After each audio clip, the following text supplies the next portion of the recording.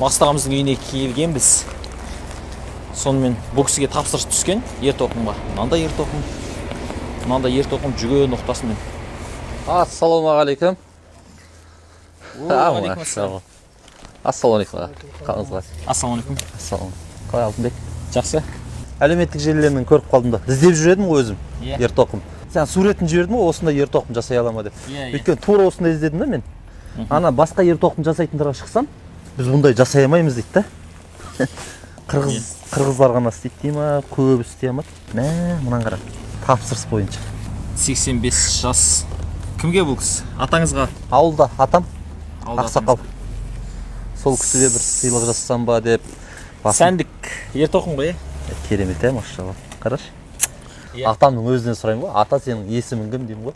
Іленің бойында туған, содан түсінікті. Іле хан. Мына қайыстың қалыңдығын қарашы. Қайсын. Қанша мына 5 мм қайыс қой мына. Мұнан 50 жыл мінсең деп, мынау қайысты тоздырамайсың ау енді. Мынау енді атадан балаға мұра болып қалатын ер-тоқым сияқты аға. Иә. Аға, сіз өзіңіз тоқыдыңыз ба? Иә, біз сол Қанша күн жасадыңыз? Өткенде қанша күн болды бұған? Бір 10 күн болды, иә? 10 күн болды, алғаннан кейін жұмыстар болып қалды, енді бір апта 4-5 күн ішінде шығарған дүние ғой. Қиын ба мынандай жасау негізі? Негізі мына ойы ғой, қиын, ең қиындары уақыт алатын ойы ғой. Осылар қалғаны енді қолдан келгенше істеп жүрген тірлік деп қоямын енді. Мына ер-тоқым көңіліңізден шықты ма? Не дейсіз? Сіздің пікіріңізді тыңдайық. Енді ауылдан атамды мінгізгеннен кейін атамның да комментарий керек шығар. Мынаны атам деген атқа салмай үйге музей қойып қойып жүрмесе болды енді. Иә. Менің тапсырыс беруімді менің де бір шеттен көмек болып есептетсін негізі. Алла разы болсын. Міне, Ермұхан бауырымыз айтып отыр.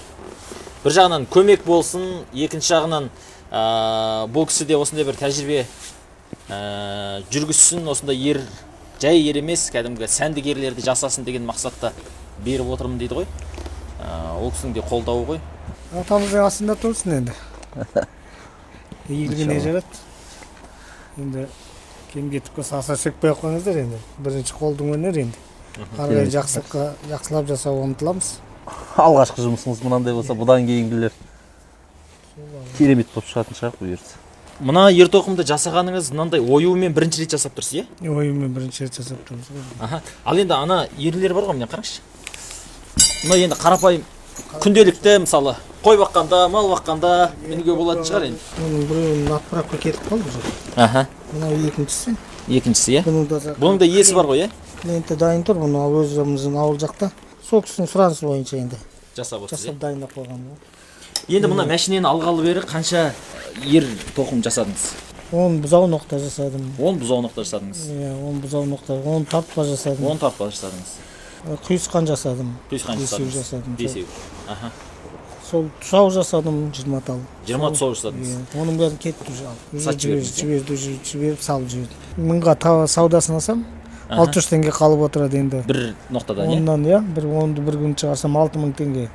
Енді бәрін бірақ комплект шығарсаң 15-20 тауға болады. Бір күнде ма? Заказдың келгеніне байланысты. Қазір сізге тапсырыс қалай келіп жатыр? Қалай тапсырысты алып жатсыз? Еуродан Чонжидақтан бар. Сол жақтан келіп жатыр. Сол жаққа. Малшылар көбінесе тапсырыс береді. Малшылар, иә. Мақсат аға, мына ер-тоқымды толық бітіріп бергеніңізге рахмет, Алла разы болсын. Негізі мынау жақсы ер-тоқым. Осы көріп отқан адамдарда негізі тапсырыс берсе болады. Bir шетінен тапсырыс беру, бір шетінен ер-тоқым болып болады, екінші шетінен ағамызға да бір көмек болады.